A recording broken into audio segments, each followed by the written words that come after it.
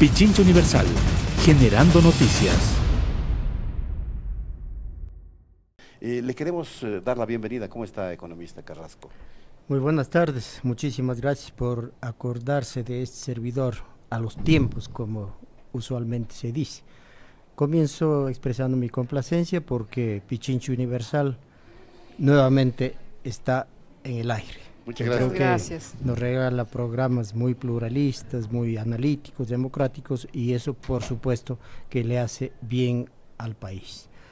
La coyuntura económica, política, social ecuatoriana es, diría, en términos médicos, de pronóstico reservado. Es tremendamente complicada, compleja, difícil la situación en todos los ámbitos. Y creo que la carta de intención, el convenio con el Fondo Monetario Internacional, que está en plena vigencia, así como la intención de suscribir más y más acuerdos de libre comercio, hay que llamar a las cosas por su nombre, no creo que resuelvan el problema, todo lo contrario, me parece que tenderían a agravarse.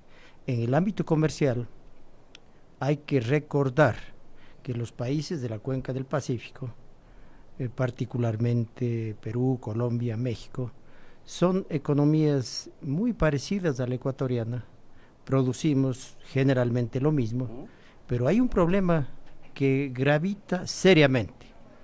Nosotros, al no tener moneda propia, no tenemos política cambiaria. Y cuando no hay política cambiaria, así como tampoco hay política monetaria, el asunto se vuelve cuesta arriba, porque en el evento de la búsqueda o de consecución de competitividad, al menos artificial en el corto plazo, se echa mano de aquellas políticas, particularmente de la política cambiaria. El propio Fondo Monetario Internacional da cuenta de que tenemos una moneda apreciada, en más o menos un 30%. La apreciación de la divisa norteamericana, que la asumimos nosotros hace ya como 20 años, esa apreciación hace que la producción de Ecuador sea definitivamente poco o nada competitiva con el resto de países, particularmente de aquellos países que permanentemente están devaluando su moneda. Esto hará que la competitividad, lejos de facilitarse, más bien se complique. Ayer escuchaba, por ejemplo, al presidente ejecutivo de la Cámara Automotriz de Ecuador, al señor Molina. Aquí estuvo, sí. Precisamente lo escuchaba, y los argumentos de él son contundentes. Y conste que el economista David Molina, que me perdone su ausencia, no es precisamente un economista del heterodoxo, por calificar de alguna manera, más bien diría yo que él pertenece, y no es pecado por supuesto, claro, no es delito, pertenece a la ortodoxia del pensamiento neoclásico en materia económica. Y él alerta sobre el gravísimo peligro de un acuerdo de estos con el caso con México, porque los problemas son difíciles de resolver. Y aquí no se quiere tomar al toro por los cuernos. El problema serio de Ecuador se llama productividad. Y para que la productividad sea tan débil, en todos los sectores, en el sector agrícola la competitividad pues es de llorar. La producción de cajas de banano por hectárea cultivada o las quintales de cacao por hectárea, etcétera, etcétera, prácticamente no han cambiado, no han aumentado en los últimos 100 años. Ese es un problema serio y por lo tanto, si es que se pretende encontrar el problema de la competitividad en los costos, y para hablar de los costos altos se echa mano del lado más débil de la cuerda, que son los salarios, yo creo que estamos perdiendo, pues parte del costo, sí, por supuesto que son los salarios, pero hay la única, diríamos, metodología virtuosa de la competitividad, se llama productividad, y para la productividad se requiere desarrollo tecnológico y se requiere capacitación del talento humano. el ser humano como el centro del desarrollo debe ser tomado en cuenta. Y por ahí es muy poco lo que estamos haciendo. Sí, de pronto ponernos a la altura de los salarios de México, que son menos de las 2/3 partes de Ecuador, eso no es que nos va a hacer más competitivos. O colocarnos con la legislación laboral de Colombia, de Perú, o peor que aquellos países, yo no creo que resuelva el problema. No está por ahí. Y las reformas que está planteando el Fondo Monetario Internacional, amén de las inconstitucionalidades que yo encuentro, el problema más grave son las gravísimas inconveniencias o impactos sociales y de otros órdenes que tendría el acuerdo con el Fondo Monetario Internacional, la reforma laboral, la reforma tributaria, la reforma fiscal, etcétera, etcétera. Yo creo que definitivamente no van por el lado que el Fondo Monetario está, no sé si recomendando, entre comillas, o está imponiendo, porque perdemos soberanía en el manejo de la política económica. El Fondo Monetario Internacional, se ha dicho, se ha convertido o se ha vuelto de carnívoro a herbívoro. Yo creo que sigue siendo carnívoro. No me parece, he leído con detenimiento lo que se ha publicado, la versión en inglés, no entiendo muy bien el inglés, no digo que la he leído, sino la versión en español, pero por ejemplo he leído el documento que está presentando el grupo de economistas heterodoxos, liderado por Pablo Dávalos. He leído la documentación y justamente la tengo acá, que es bastante son como 140 ¿no? páginas. Yo debo compartir en general el diagnóstico, el análisis, y va incluso tal vez más allá de lo que esto señala. Yo siempre he dicho, la Constitución de Montecristi, vigente por mandato popular, luego de la aprobación de la Asamblea Constituyente, esa Constitución en el modelo económico consagra lo que se llama la economía social y solidaria. Y el modelo de economía social y solidaria es incompatible con el modelo neoliberal. De entrada, si es que se pretende llevar adelante un modelo neoliberal, yo creo hay que cambiar de entrada la Constitución. Y para cambiar la Constitución hay que tener una asamblea constituyente que vuelva a lo que señalaba la Constitución de San Colquila del 98, la economía social de mercado, que es un nombre algo rimbombante para no decir neoliberalismo, porque esa palabrita, por las secuelas gravísimas, sociales sobre todo, estaba desgastada, desprestigiada, y lo ponen economía social de mercado. El modelo de la Constitución de Montecristi es de economía social solidaria, y yo agregaría, y con mercado, no de mercado, porque el mercado no puede ser el dueño de los seres humanos.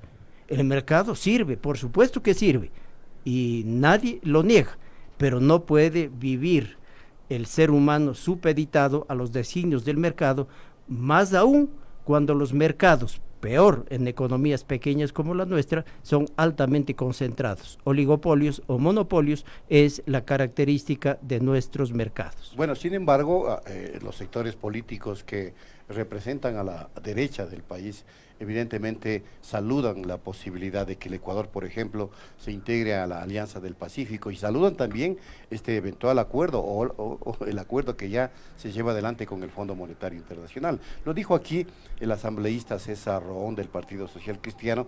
Quiero que usted escuche lo que nos manifestó para que nos comente a continuación. Por favor. El Ecuador tiene que, como Estado, adelgazar, y adelgazar bastante para ser más eficiente. Pero a costa de... Porque, claro, porque ¿qué es lo que pasa? Como el Estado es un Estado gordo, obeso, ¿no es cierto? Siempre está pensando en crear más impuestos. Siempre. Pues necesito más recaudaciones, más impuestos, más cargas impositivas, y por el otro lado no hay la otra contrapartida, que serían los incentivos, ¿no es cierto? Si el Ecuador, como mencionó el director ejecutivo de la Cámara Automotriz, que el Ecuador es 30% más caro que el resto, ¿dónde está del lado del gobierno, del lado del Estado, generar incentivos, por ejemplo, incentivos a las exportaciones? hay que trabajar, hay que reinventarse, hay que ser creativos. El Ecuador está con una camisa de fuerza muy grande. Mientras en México contratan salario hora hombre y el empleado, el trabajador puede trabajar en esta fábrica y en esa empresa y trabajar 3 horas aquí, 4 horas allá y 5 horas acá. Aquí en el Ecuador ese sistema no existe. Bueno. Hay que reinventarse, yo le preguntaría a Sí. María Isabela, ¿añades algo tú? Sí, sí, es que justamente el elemento que apunta César Ron y conectando con lo que manifestó aquí David Molina, director ejecutivo de la Cámara de Industria Automotriz, va hacia una consulta en particular. ¿Cuánto se está protegiendo la productividad, la producción, como usted bien lo ha señalado? Acá yo tengo un tweet, en la cuenta de Patricio Alarcón, en el que les conmina directamente a los productores, industriales, empresarios, a lo siguiente: Alianza del Pacífico implica 3 retos: agendas sectoriales para bajar costos de producción, entre lo cual está evidentemente los salarios; negociación inteligente con México, habrá que ver cuánto podemos nosotros lograr Con a semejante favor simetría. de los ecuatorianos. 3, pero sobre todo, búsqueda de nuevos negocios y encadenamientos. Empresarios, el gasto y el proteccionismo se acabó. A competir y exportar. ¿Cómo pueden competir los industriales si ni siquiera tienen una cámara que les represente? Entiendo que ahora mismo la Cámara de Industriales tiene más bien un componente de comercio y de banca.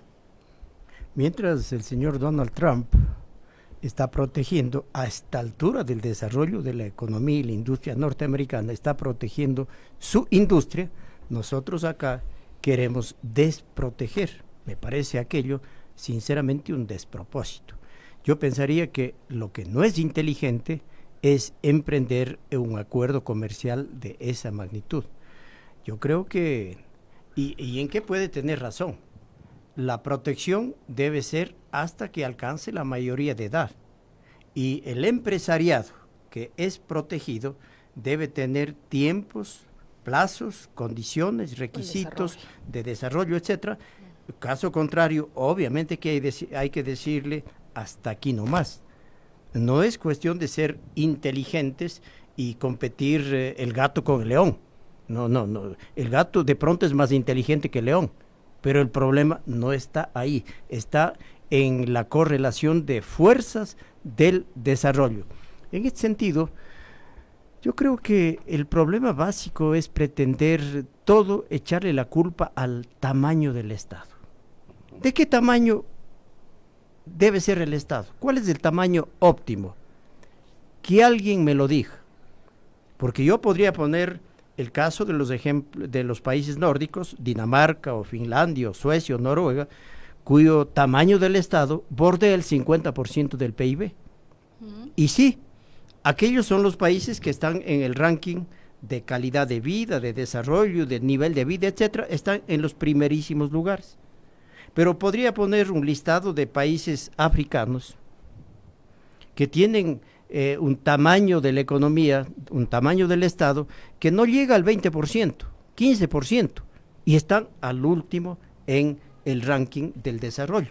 Por lo tanto, ahí podría llegar a una conclusión que el nivel de vida, la calidad de vida, el nivel de felicidad de las sociedades, sí es, y hay pruebas estadísticas, sí es directamente proporcional a la contribución de la sociedad para el desarrollo equitativo de los pueblos. En este sentido, mientras la carga tributaria sea razonable, sea equitativa, y no como el Fondo Monetario está pretendiendo. El Fondo Monetario dice un rebalanceo de la tributación. ¿Qué es lo que está diciendo? Suban el IVA. Bájense respalda la eliminación del ISD. Está pretendiendo poner fin a las exenciones, los gastos de salud, educación, vivienda, etcétera, que fueron, yo diría, entre comillas, conquistas de los trabajadores, de los ciudadanos en el gobierno pasado, pero ahora se los pretende escamotear, se los pretende eliminar. ¿Y qué es lo que pasa? La propia Constitución de la República, en el artículo 300, manda cuáles deben ser los pilares o los ejes rectores de la política tributaria. Y uno de ellos dice progresividad. Otro de ellos dice priorizar la tributación directa sobre la indirecta, subir el IVA y bajar el ISD. Es todo lo contrario de lo que dice la Constitución de la República. Durante, al menos cuando me cupo el honor de dirigir la administración tributaria, aumentamos de manera significativa el peso de la tributación directa respecto a la tributación indirecta. Más o menos, quedó en 45-55, más o menos, cuando debería ponerse al revés, o cuando menos llegar a un 50-50. Pero hoy por hoy el peso de la tributación indirecta está bastante por encima de la tributación directa, y con las recomendaciones o imposiciones del Fondo Monetario Internacional, el asunto, por supuesto, que se agravaría. En este sentido, yo creo que hay que tomarlo con pinzas, y estoy convencido que pase lo que pase con la demanda de inconstitucionalidad ante la Corte Constitucional, o lo que haga la Asamblea Nacional, el Parlamento Nacional, yo creo que no ha de llegar a concluirse el acuerdo con el Fondo Monetario Internacional.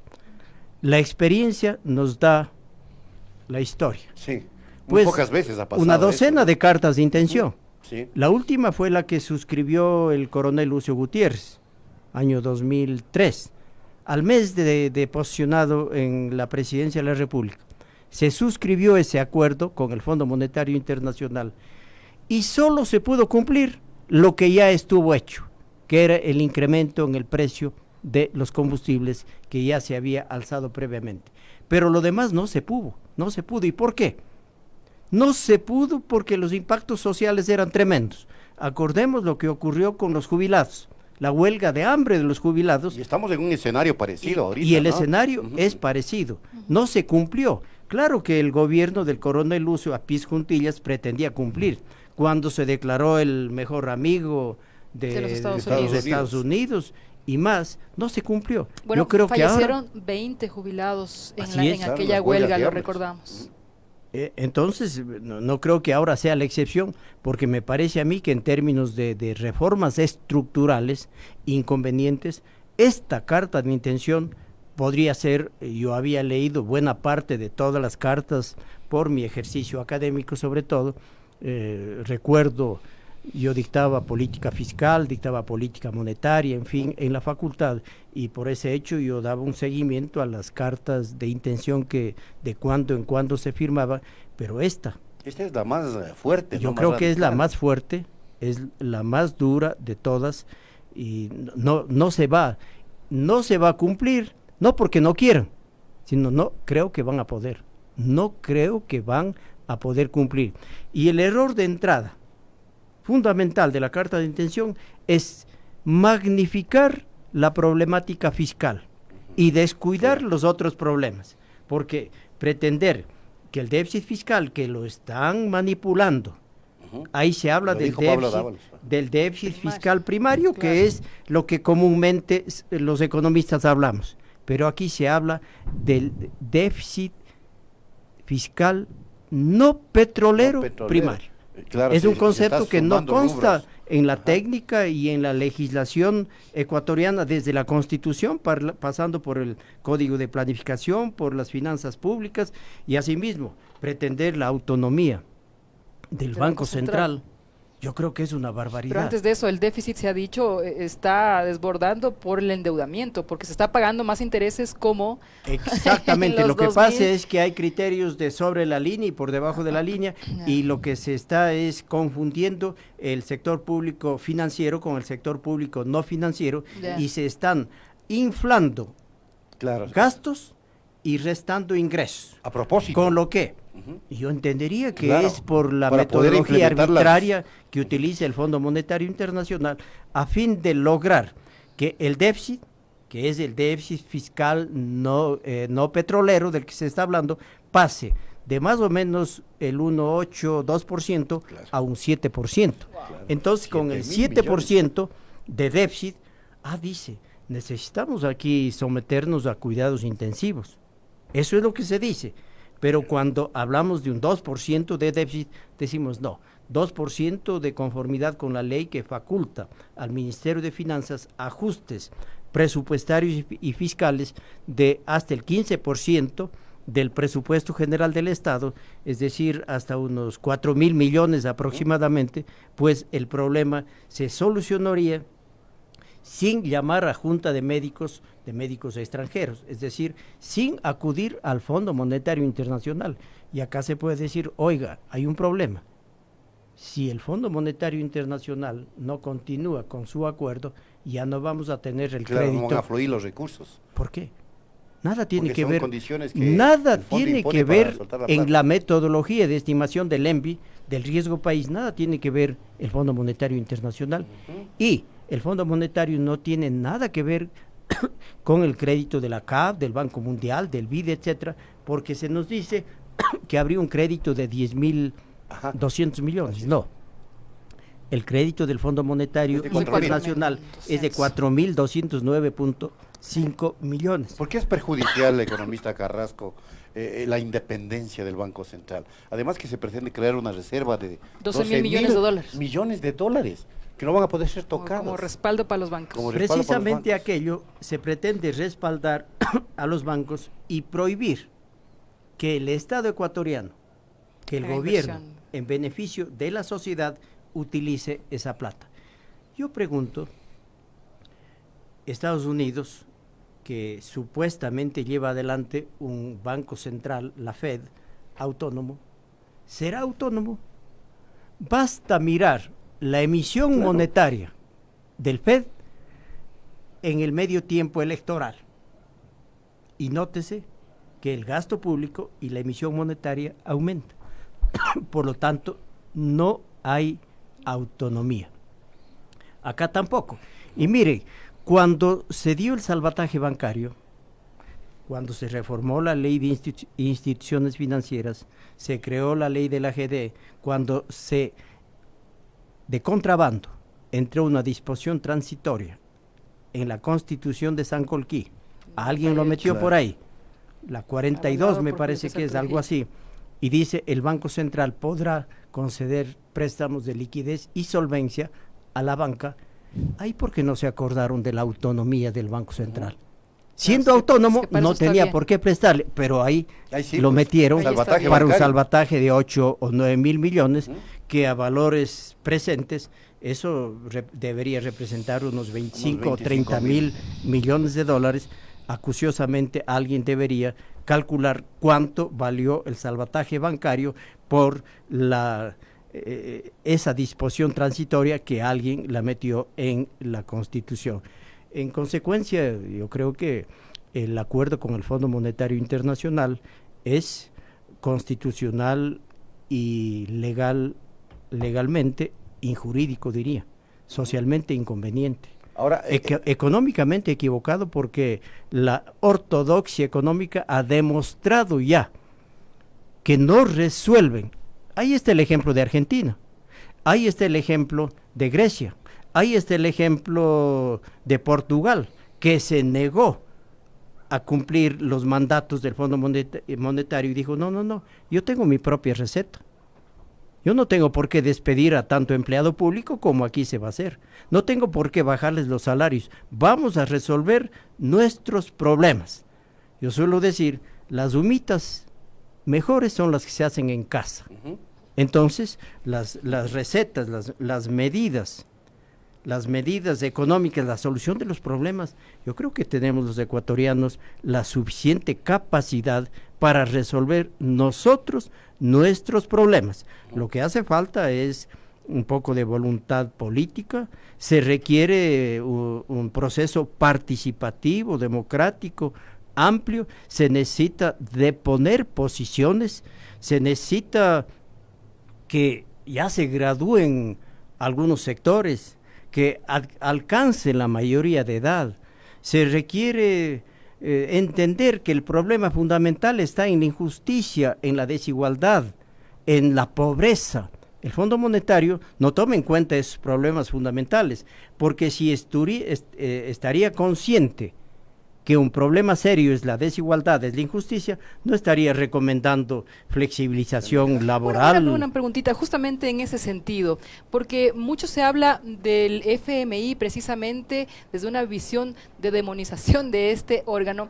El FMI busca las economías que están portándose mal para corregirlas, o también hay gobiernos que buscan al FMI para lavar un plan que de pronto pueda favorecer a unas élites. El artículo 4 del convenio constitutivo de Bretton Woods, que da lugar al nacimiento del Fondo Monetario y del Banco Mundial, yo creo que señala otra cosa. El papel del Fondo Monetario tiene que ver con la estabilización de la balanza de pagos y la estabilidad monetaria de los países miembros. Ese es su papel. Pero nadie ha dicho que el Fondo Monetario Internacional está para regir los destinos y la política económica de los países. Renunciar al soberano manejo de la política económica, yo creo que es definitivamente un error. Ya se ha probado hasta la saciedad que los países sin la presencia del Fondo Monetario Internacional pueden y de hecho resuelven sus problemas. 55.000 millones de dólares entregados al señor Macri, ¿para qué han servido? Para dejar en la pobreza. ¿Para qué han servido? No sé cuántos salvatajes, creo que van 4, de la troika en Europa a Grecia, sí. ¿Para qué han servido? Los problemas están ahí y temo que este sea otro experimento fallido. Pero insisto, ¿el FMI nos buscó a nosotros o nosotros al FMI? Esa es una buena pregunta. Yo creo que el FMI habitualmente, eso sí, debe visitar cada 2 años al país para hacer la revisión que le mande el artículo 4. Yeah. Y claro, yo creo que muchas vocerías de las élites económicas le llamaron al Fondo Monetario Internacional, magnificando la situación, que es un país sin solución, que la deuda externa es gigantesca e induciendo la crisis también, ¿no? Claro, la crisis, yo creo que a través, por ejemplo, de esta metodología de contabilidad nacional diferente a lo que dice la técnica y lo que dice el marco jurídico ecuatoriano, yo creo que hace que se magnifique. Y en esto los medios de comunicación yo creo que deberán rendir cuentas ante la historia. Ojalá lo rendir hagan. Cuentas. ¿Será? Sí, porque yo veo que esta radio da cabida a las distintas voces, a las distintas posiciones. Porque eso es lo democrático. Es como debe ser. Eso es lo plural. Es como debe ser. Todo el mundo tenemos derecho a equivocarnos. ¿Por qué llamar a un medio de comunicación solo a aquellos que nunca se equivocan? Ciertamente. Digo, irónicamente. Muchas gracias, economista Carrasco, por habernos acompañado. Un amplio diálogo con el economista Carlos Marx Carrasco, aquí en la tercera emisión de Punto Noticias. Aquí se escuchan bien las noticias.